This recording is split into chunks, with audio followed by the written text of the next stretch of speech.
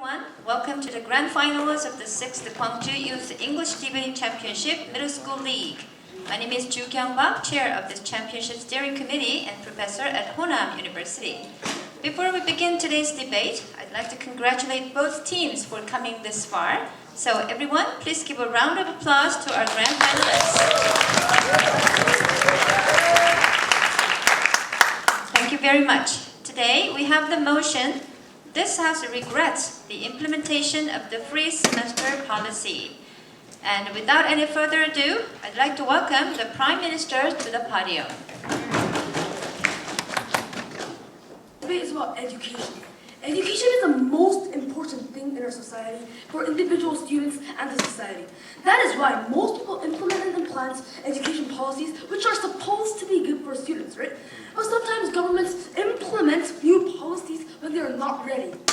All the times when the government creates these types of policies and implements a system without enough preparation, what happens is that it creates more harm to the society and students rather than benefits. This is why Team Government proposes today's motion. This House regrets the implementation of free semester policy. So before moving on to any specifics, we would first like to define the policy.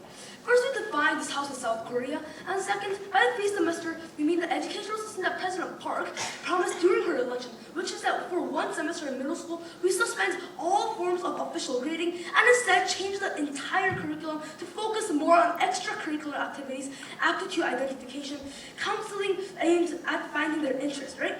An entire semester aimed at freeing ourselves from the excessive focus on competition and grades, a system whereby we give break and give meaning to children of why they need to live as human beings. That is what it's supposed to be, but in reality, that is not, and that's why we want to propose this motion.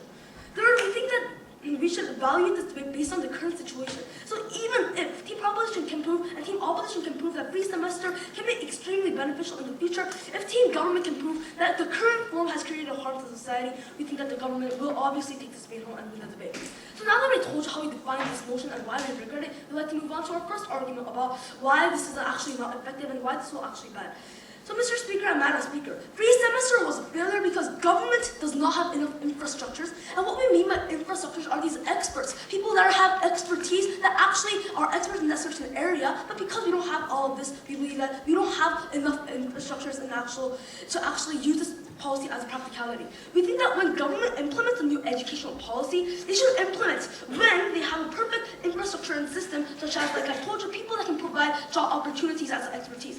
Furthermore, education system has to have a feasibility. We cannot say education system is as successful a system as if the system has good value, but if it doesn't have any practicality, we believe that this is a bad policy. And why is that? When education system fails, there will be students who will get damages through the system and people who will get damages by the educational system, right? And more than that, since Korea has a mandate education system, even if students and parents know certain system is failing, they cannot escape from these damages. And even if children have other options, their options are only public education, right? So we always provide higher standards when we evaluate educational system. And for example, Nomuyeon government proposed 열린교육 people love the comments and loves the concept of liberty and students, human right value, right? But since society did not have enough infrastructure and teachers that can teach that, we say 열린교육 in the current status quo is a failure because it didn't have any practicality.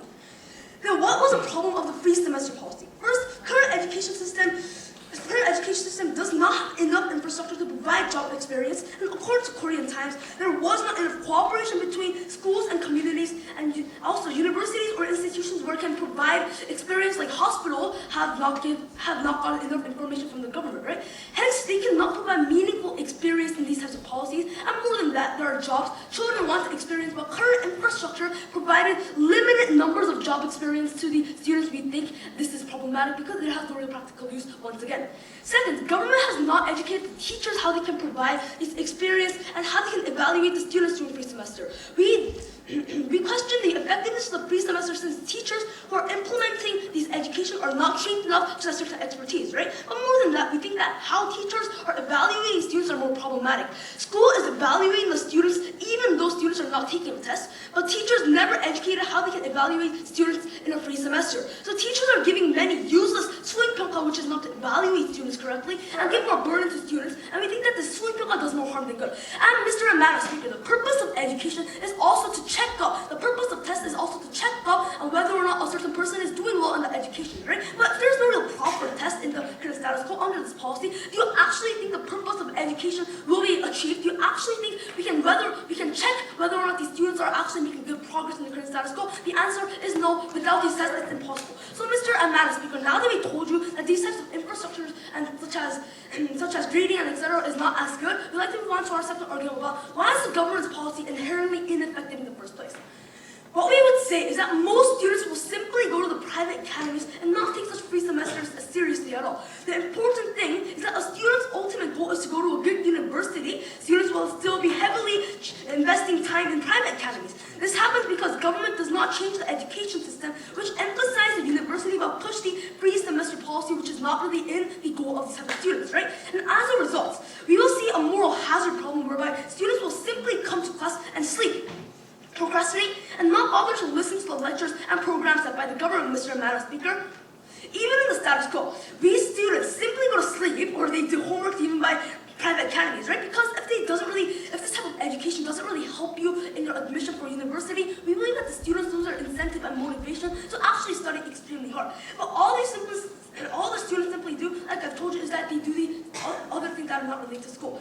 We think the same phenomenon will happen when it comes to the free semester system because these students will have and still have to compete against each other in entering a good high school or university later anyway. So we think that while it is important to spend some time in finding the students' talents and discussing about their dreams, it is inefficient to spend an entire semester simply for this. And also we believe that there's only a little and limited amount of time, and only the limited amount of time actually makes this policy even more ineffective, and it's just because we have only time, so we can only explore only limited amounts of jobs and limited amounts of careers in the future. So we believe that because this policy is inherently ineffective, and we believe that if it's ineffective because the education system is extremely largely impacted in the current status quo, these are the reasons why we take this veto.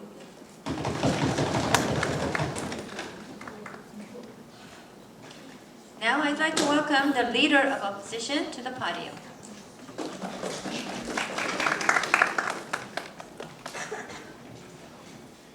Mr. and Madam Speaker, there needs to be a change in the Korean education.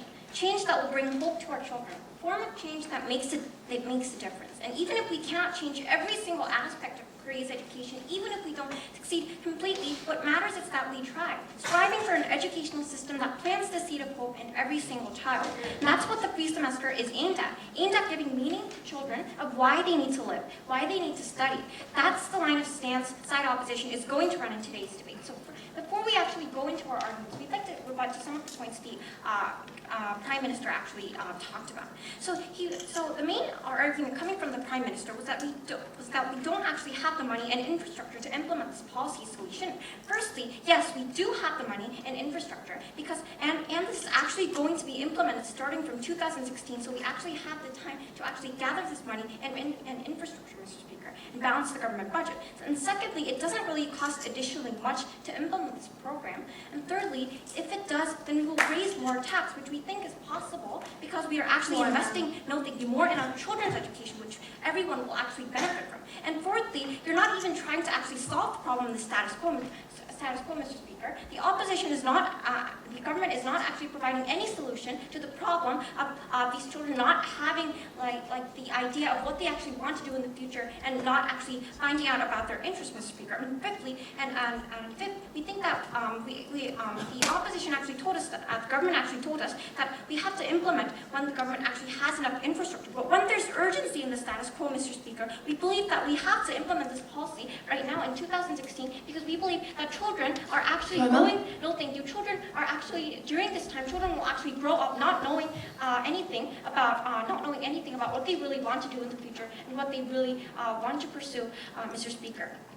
Having that said, Mr. Speaker, now let's go on to some of the points that our team is going to emphasize. So, Mr. Speaker, first of all, we say that we need to remind ourselves of what the purpose of education is. Now, we think that the current education has lost purpose that education in Korea has become too centered around ranks and competition. Rather than focusing on the child's innate development and character nurturing, it has simply become a system of getting into a university. But we mustn't forget that education's primary goal is also about giving a sense of meaning and inspiration to children on why they need to study. That schools should be places where we help them develop an interest towards a wide variety of subjects and activities. That's what is lost in today's education. And number two, then why should we initially have one semester free from academic stress and just focus on the child's character and interest development? What we would say is that there is inadequate attention given to the students' innate interest. What's the point of making children study 9 hours a day when students don't know why they have to study? Children today simply study for the sake of getting into a good university.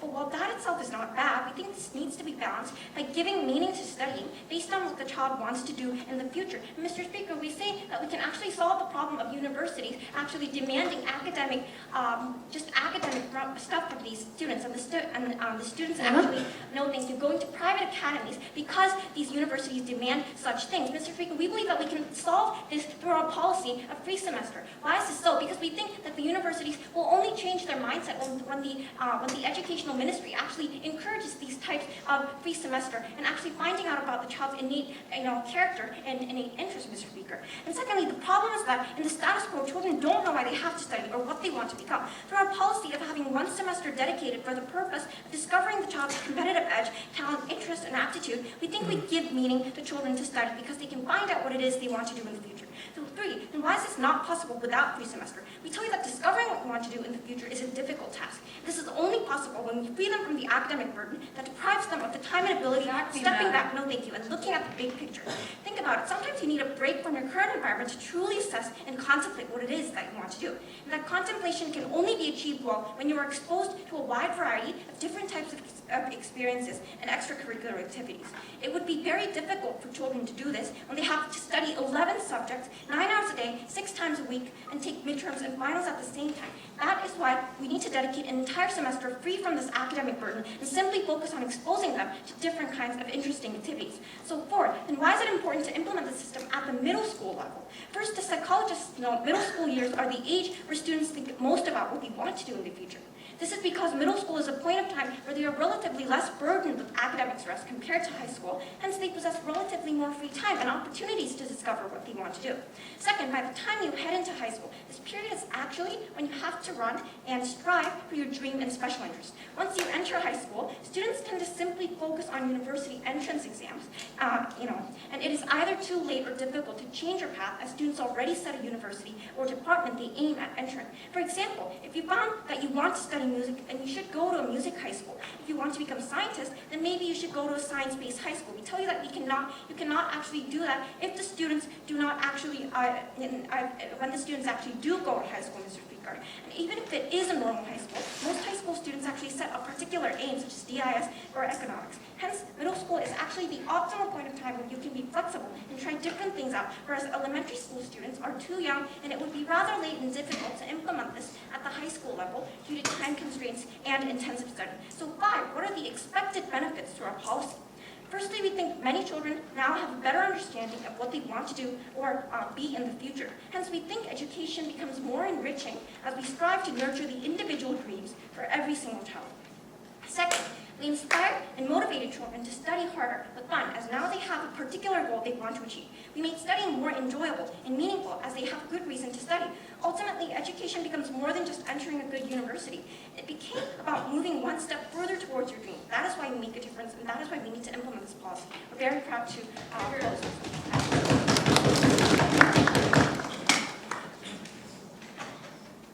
Now I'd like to welcome the Deputy Prime Minister to the podium.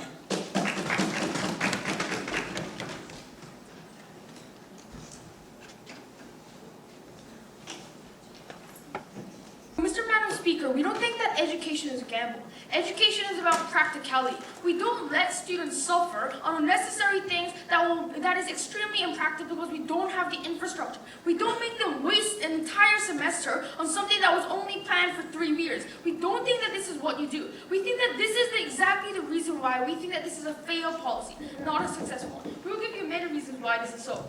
Okay, so firstly, we think that they've talked a lot about how if we did this more, we could have made a lot of the problems problems such as infrastructure go away. But the thing is, this motion is about regretting the past actions. So we can't talk about the future things that we could have done. It's more about we're looking back on what we did, and so we think that those rebuttals are very irrelevant in this debate today. So we don't think that you should take these rebuttals, Mr. Madam Speaker. But moreover, they talked about how limited infrastructure was looking back on the past.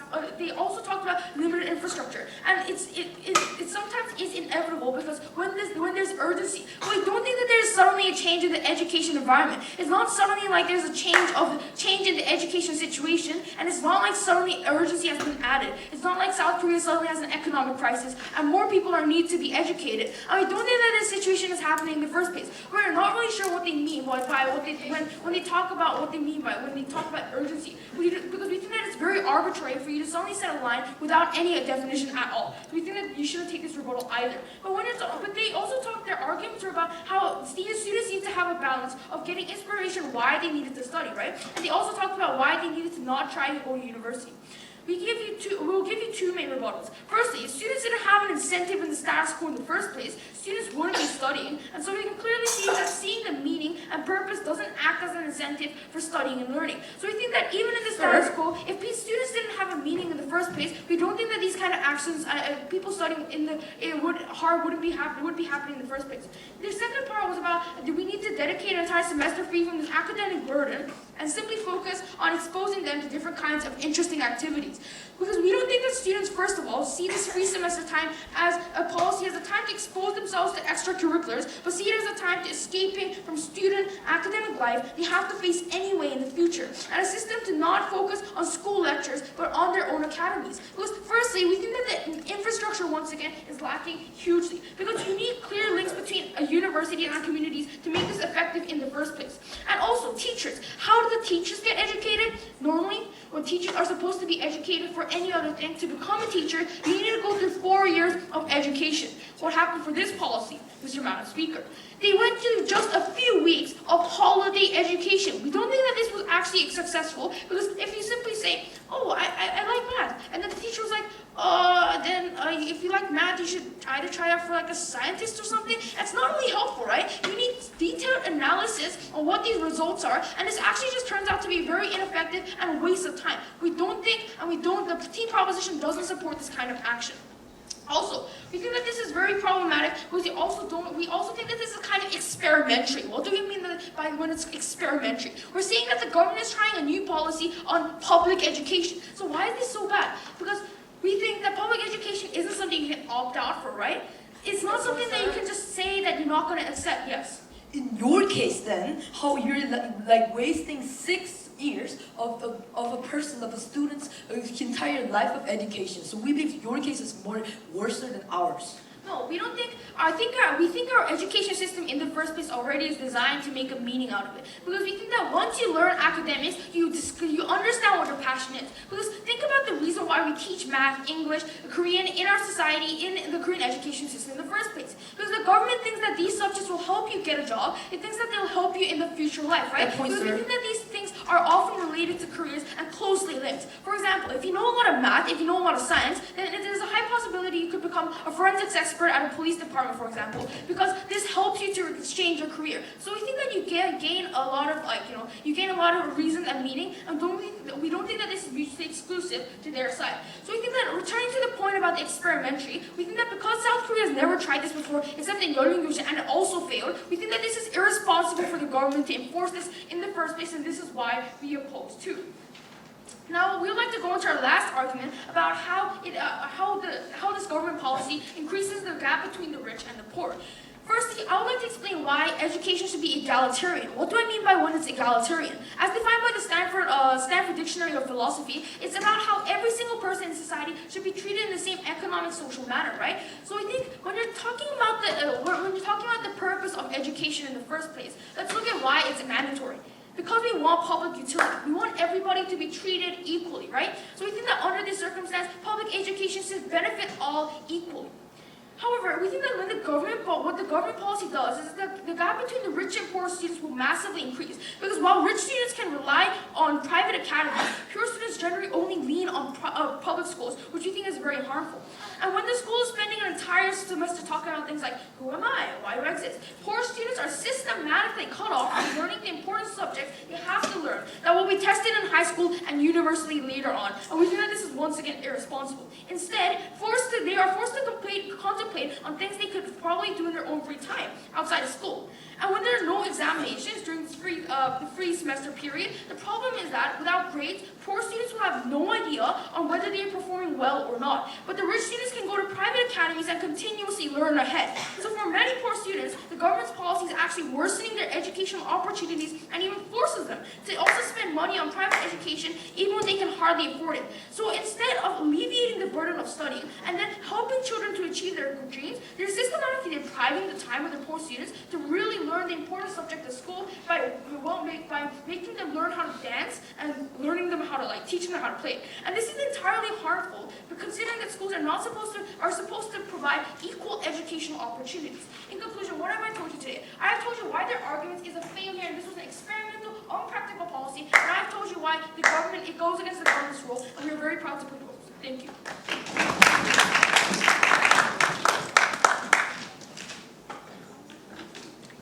Now I'd like to welcome the Deputy Leader of Opposition to the podium.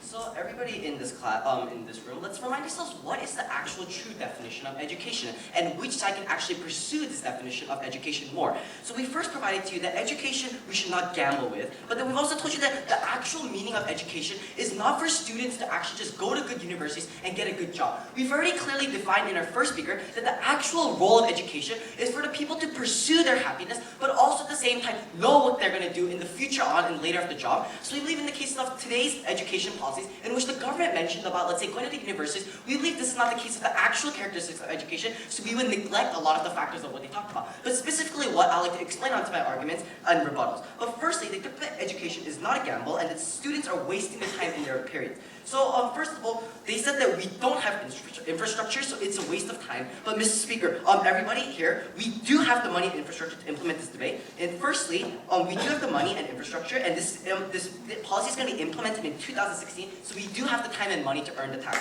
But secondly, it doesn't really cost It doesn't really cost additionally much to implement this program also. And thirdly, that even if it does, that we can raise more tax, and which is why it's possible because we're investing in our children's education, in which everybody, including the taxpayers, are willing to do this. So further on, we believe that we should not, we believe in this case that it does matter. Now it comes to urgency, and urgency is very important matter in today's debate. When it comes to urgency, they said that it's not urgent because people aren't being educated. Mr. Speaker, this debate isn't about, let's say, people are being educated, so we should be implementing this policy. Mr. Speaker, it's the true definition of education, and are we actually fulfilling this role of education? But we've already clarified in today's speech that education is to pursue what you're going to do in your future job. But however, their stance in today's policy, we've already told you the problem in today is that students only care about going to good universities. And that is why it is urgent right now, because the core fundamental policy, no thank you, of education is being disrupted. So how can we solve the situation? It's that we provide job experiences to these students for one semester in the right time, which is middle school, in which our first speaker has already explained, no thank you,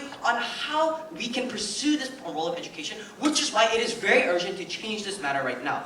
And then they talked about they're gonna face the free academic burdens anyways. But we proved that this is a good way to use, let's say, a free academic burden, but also at the same time give a win-win situation. But we'll also explain that why onto my arguments later. So then they talked about teachers have to be trained. But Mr. Speaker, we see the misunderstanding from the government side when it comes to today's fact that this policy is already being implemented, Mr. Speaker. We've already had trials in which teachers already are being taught, and the teachers are already doing it, and the students actually like these policies. Thank you. And that is why, Mr. Speaker, we don't believe that there's a big problem when it comes to, let's say, teachers are being trained or we're lacking infrastructure, because firstly, we do have the time, but secondly, with this time, teachers are already being implemented, so we don't believe that there's a problem in the situation.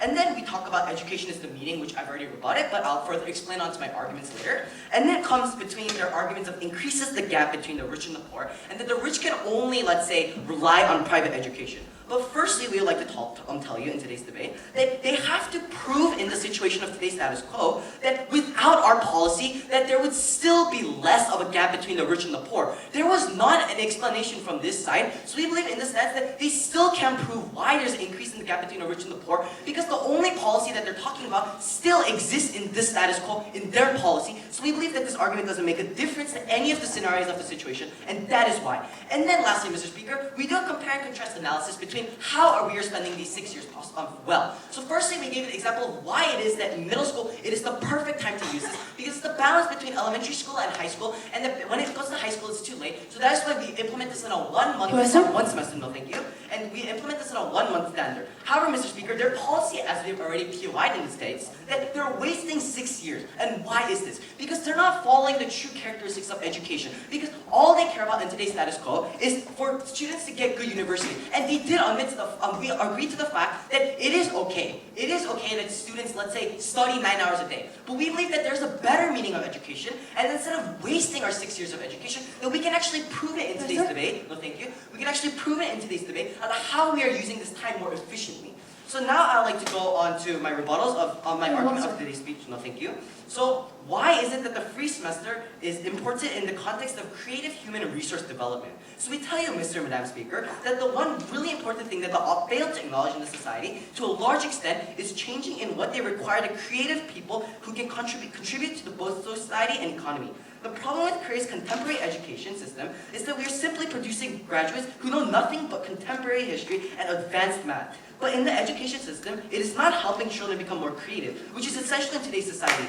We need more entrepreneurs, more business startups, new Steve Jobs, pioneers in different industries who can create innovative business and social content that really creates more jobs in new industries. The creative minds that can contribute to solving complex social problems. And while the free semester is, of course, just a semester starting from 2016, where we nurture children's individual talents and interests, as we've said in our model, we are going to expand this sort of education system to more than just 1 semester on the long run, Mr. Speaker. Hence, our education model is better suited in nurturing creative students because we focused on developing their ability to be creative and constructive. And this is different from simply knowing which year Japan invaded the Chosun dynasty, or knowing a few more English vocabularies that will come out on the POP test. In other words, we need to produce creative people, and the policy is beginning of the creativity. So, Mr. Speaker, what have I told you in today's debate? I've retold you that what is the actual meaning of education, and how our policy actually goes under the meaning of education instead. We've rebutted to how there is not a lack of infrastructure, which the governments like continue to say on, neglecting our stances, saying that we do have time, and it's already being implemented, and teachers are doing it, and students already like it, and they have a very high response, and a very high, let's say, satisfactory to this policy. And we've also rebutted on the education is we should not gamble with education. So in conclusion, Mr. Speaker, in this case that we believe with the next definition of education, that we believe in this debate that we did not lose, or our arguments are still standing for the true meaning on what we are trying to pursue as the opposition side, in which the government side failed to do. So that is why we are proud to oppose. Thank you.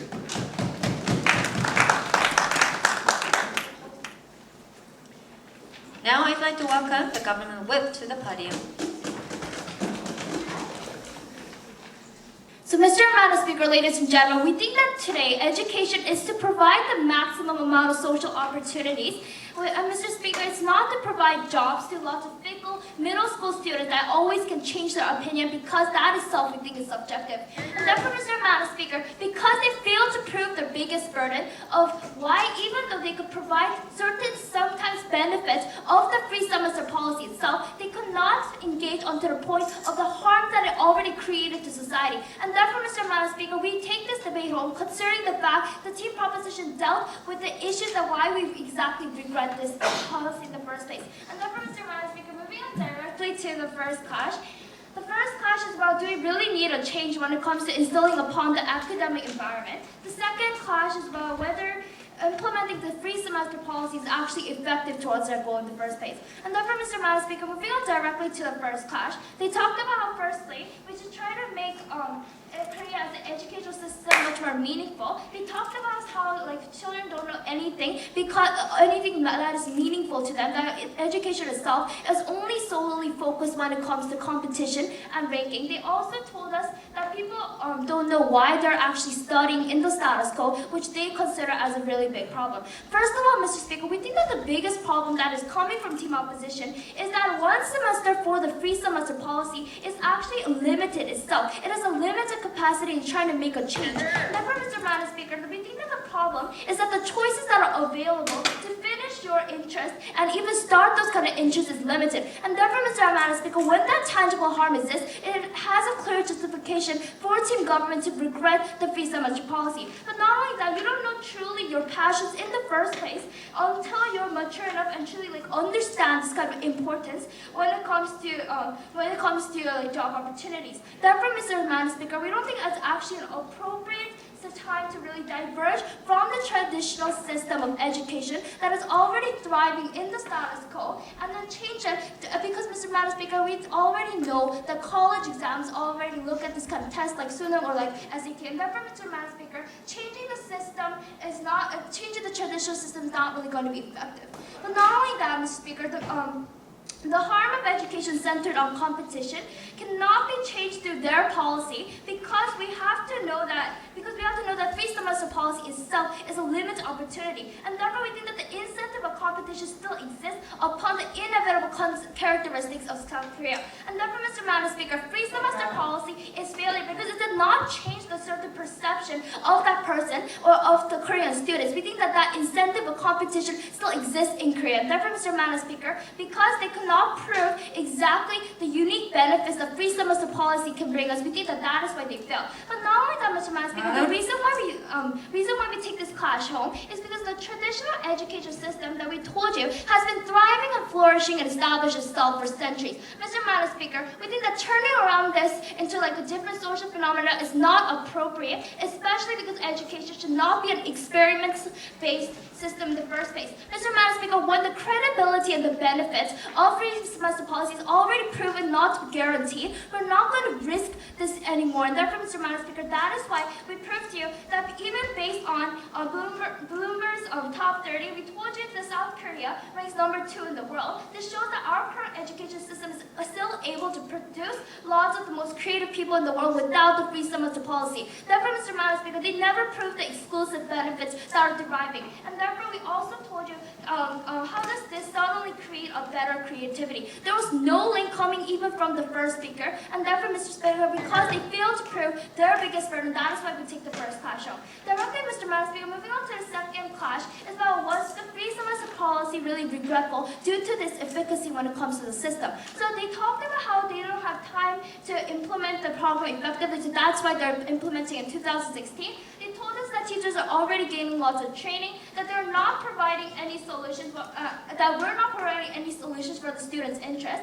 And they talked about it's only possible if you break away from the stress or academic burdens that are already existing in the status quo when you can effectively look and outlook your opportunities. First of all, Mr. Speaker, we have proved to you from the beginning of the debate that we have already a devoted system into this traditional system itself. But not only that, Mr. Speaker, it does not really fulfill the educational practicality. We think that it failed last time because even though lots of presidents, even before Park Geun-hye, already implemented the similar systems, but the reason it did not work is because of the same harms. Therefore, Mr. Madam Speaker, just trying to implement it again is not going to solve the problem that already existed. Therefore, not only that, if stakeholders are not even interested, the students are not interested in this kind of free semester policy, they never prove the efficacy of that system, and they never engage in that point either. But the reason why it failed most is because even when free semester policy exists, that we don't think that this is going to actually enlarge your options of career choices, because previous education in elementary was not enough to actually decide opportunities in the first place. And therefore, we told you that teachers do not really delve depths about these kind of opportunities, and we think that they characterize it too idealistically when the teachers are actually limited in their capacity to provide this kind of best system. Therefore, Mr. Madam Speaker, we regret this because there was no valuable information that ultimately achieved the goal, and therefore we proved to you that because students students are more incentivized to focus on private academies during this classroom because ultimately, Mr. Madam Speaker, they don't change the values of what goes into college. The college application still remains the same. So we think that there are always lots of incentives for the students to keep on going to academies and not concentrating in class, but focusing on academies. Therefore, Mr. Madam Speaker, because they could not change the rude perceptions, that is a failure that we regret. And therefore, what did we prove to you in today's debate? First of all, Mr. Speaker, even though they pointed out the point of the gap between rich and poor, we told you that it exacerbated through the free semester policy. It grew worse when poor people are infringed upon their public education and its values because they lose it in the process. And therefore, Mr. Speaker, we told you their inefficiency, and that is why we're more than proud to propose. Thank you. Now I'd like to welcome the opposition whip to the podium. So, ladies and gentlemen, we're not living in a place where everything can be fulfilled. Everything cannot be perfect in the current status quo. So this debate is all about what we pursue higher. What we pursue higher and what is the practicality of that case so that we have the moral high ground to implement this policy and continue this policy, ladies and gentlemen. So the opposition team, the government team, constantly talked about like infrastructure again and again. But ladies and gentlemen, that infrastructure problem would also be rebutted in later clash points, but they talking about the infrastructure as their really main argument and talking it constantly again already proves that they actually do admit in some stance, they do actually admit that there are some kind of problems in the current status quo in the current education, ladies and gentlemen. So because they talked about infrastructure constantly again and again, then the only thing we have to do is then if we develop the infrastructure for those kind of free semester and those kind of things, then they obviously have to agree in our points, ladies and gentlemen. And before I move on, why are you so curious now?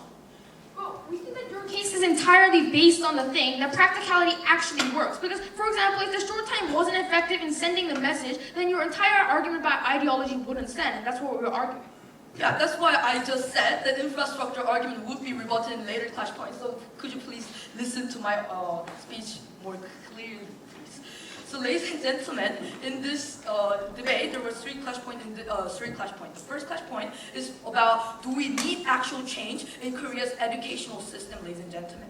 We, the opposition team, thought we definitely need change. Ladies and gentlemen, we talked about how students in the current status quo do not know what to study in the current status quo. And then they do not know what to study and why they should study, but they're studying 9 hours, ladies and gentlemen.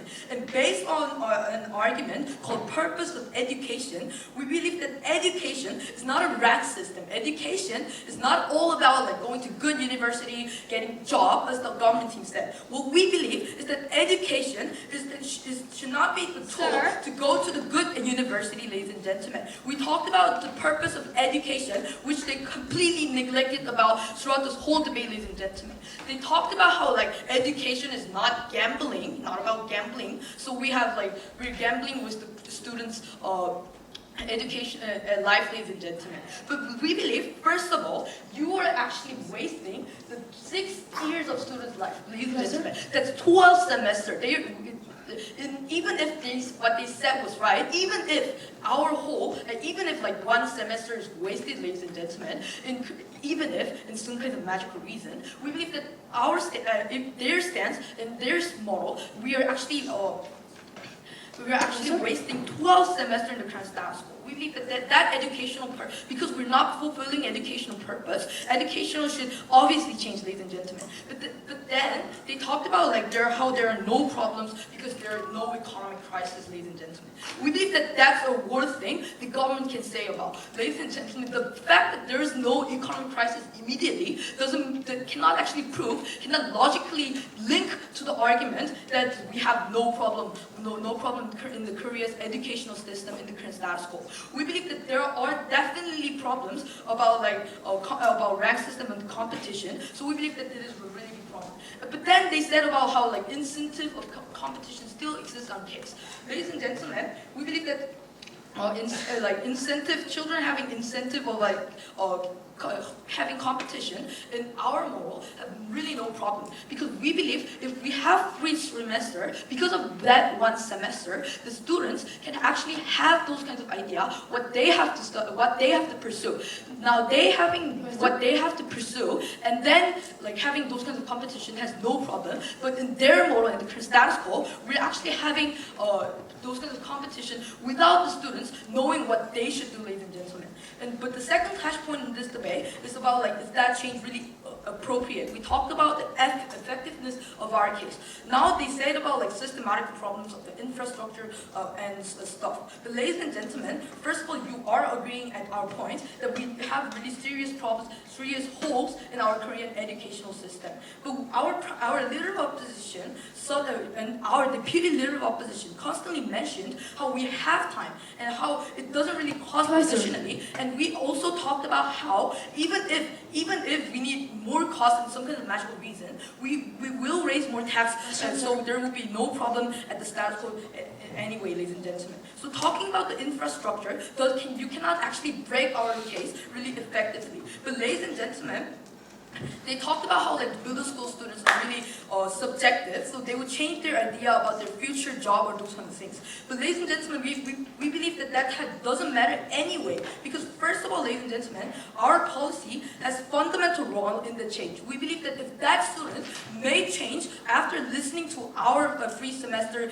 class, then that means that already proves how our free semester has really affected, how it is really effective at making the children's future job and future choice, ladies and gentlemen. But more than that, ladies and gentlemen, it is not really a big problem, because we believe that even if they make those kind of change, it's not the problem of the system. It's not the problem of our policy. It's just that they decided that we have to make, they want to make those kind of changes, ladies and gentlemen. And talking about the rich and poor gap, we believe that in the current status quo, without free semester, you never suggested how your model has really solvency about rich and poor gap.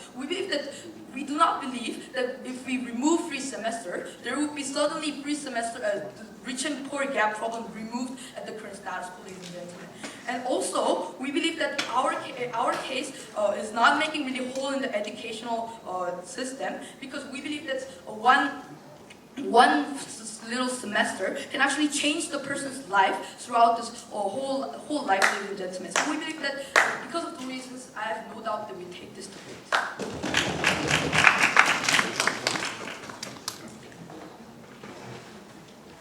Now I'd like to welcome the opposition reply to the podium.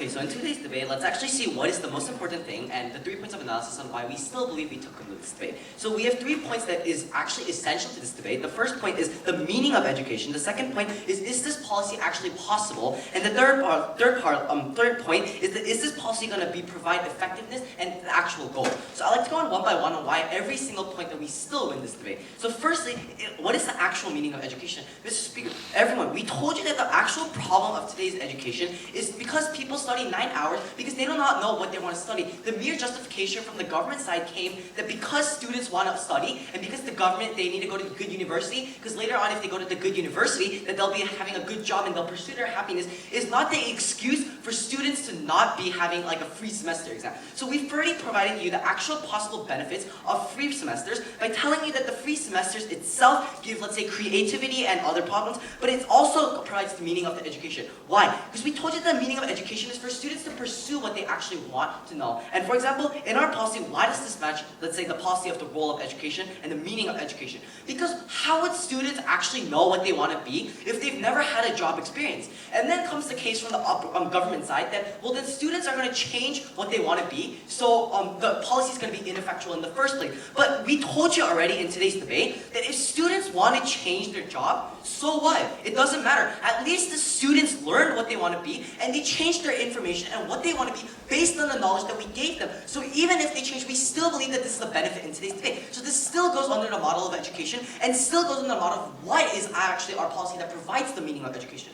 Now it goes to the second policy about, is this policy actually tangible? Is this policy actually going to be implemented, or is it possible? So they kept saying that from our first and second speaker, and also told in the third speaker that we don't have the infrastructure, but they never gave analysis of why. So here I'll give you the analysis of why we actually can do this, which is exactly what I said, but they continue to neglect. So first level of analysis is that we have the time. This policy is being implemented in 2016, and so we have the time to, let's say, implement these infrastructure like money, or let's say like training and all. But the second analysis comes that even if we don't have time, that it doesn't cost a lot more into the current situation, because we're spending the one semester's worth of money onto this, let's say, a free semester. So we don't believe that the extra cost is going to be so great that we're not going to have the infrastructure. But lastly, even in our worst case scenario, that even if it does, that we can just raise the tax. And why is this a tangible possible? Why is this possible? Because, Mr. Speaker, as a taxpayer of today's society, that we see that if we pay these money to the government for the education,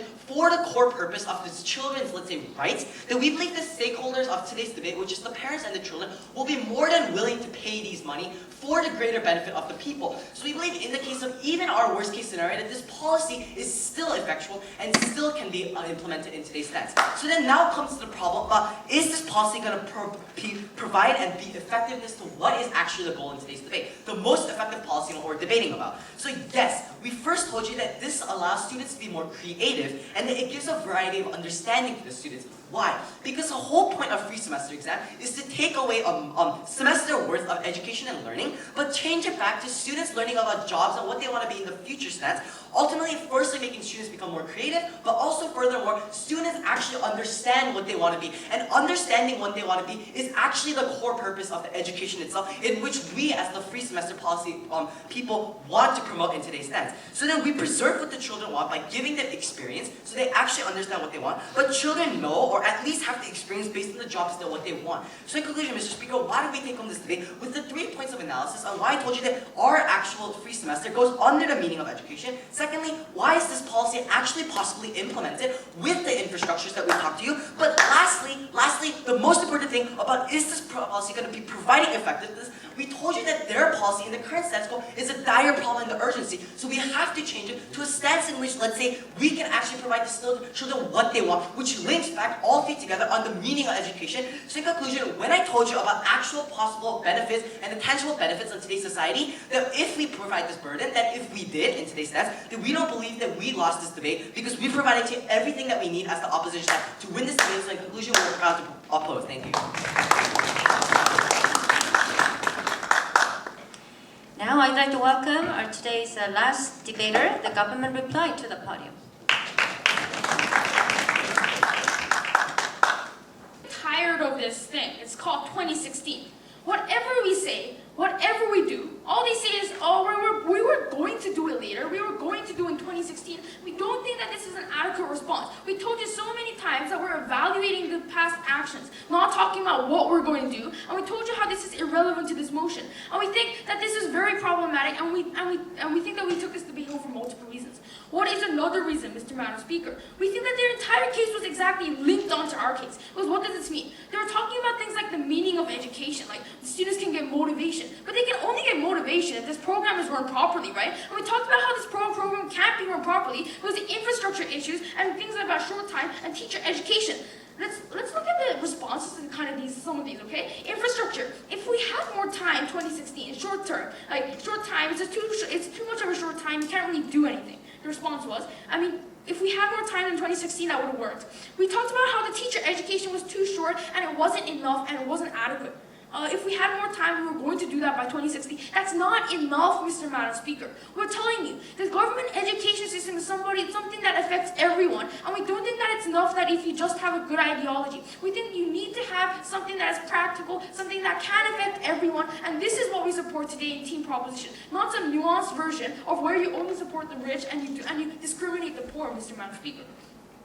And so we think that it's really problematic if you have no responses for things like, like meaning will be given to the students and things like that. Because if you really think about it, if you do have the infrastructure to give the meaning to the children, it only matters all the things things that they talked about, the meaning of education, things like that. Because unless you have the infrastructure, unless you have the effectiveness, all the benefits they talk about don't stand in the debate in itself. And so now I'm going to prove to you why we won in the part about the benefits. We told you about the infrastructure part, and their only response was that the infrastructure was already created. But then in the third whip speaker, he said that we agree that infrastructure is not created. We're going to create more infrastructure in 2016. So this is also a contradiction which we don't think should be respected in this debate.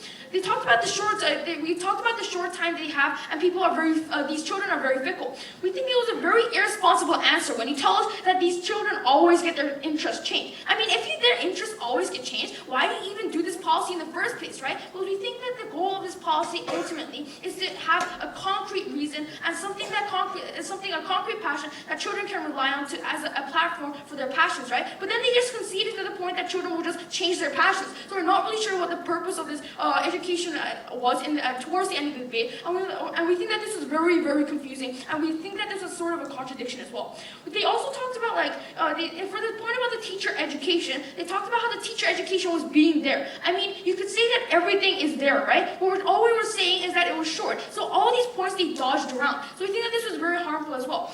And let's look at the other things, right? And then they dropped so many points. We talked about how we're not talking about what we could have done, we're talking about what we did do, and then there was no response. We also talked about the all-important point about the importance of text, how it records records what you learn and how you learned it, and is a good way of self-assessment, but they had absolutely no rebuttal. All they said was they just kept telling us about our case, and we think that the current education system is important for various reasons, and thus we think that our team took this debate home.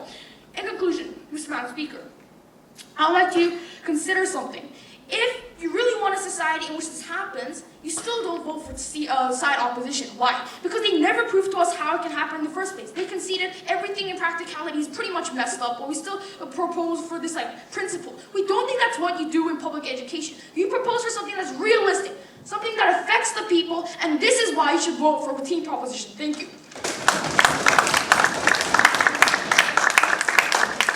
Well, this is the end of the grand finals. Ladies and gentlemen, would you join me congratulating all the finalists on their successful debate with a round of applause?